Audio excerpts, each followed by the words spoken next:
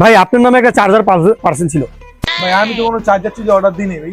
আরে ভাই আপনি তো 3500 টাকা দামের একটা চার্জার অর্ডার দিলেন, আপনার ঠিকানাই তো, আপনার লোকেশনই তো দিল।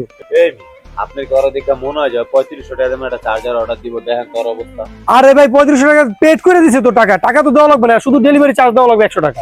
100 টাকা ভাই, 100 টাকাও তো আমার লগে নেই ভাই।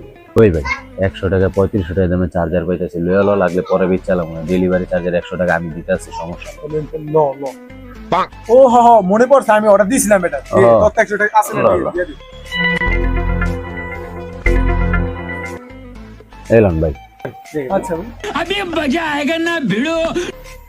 করো একটা দান্দা হয়েছে রে মামা, চার্জারটা বাই করতে দেখি বেচালাম এটা। ভালো দামে ব্যস্ত আর মেয়ে। হ্যাঁ 3500 টাকা দামের চার্জার বেটা।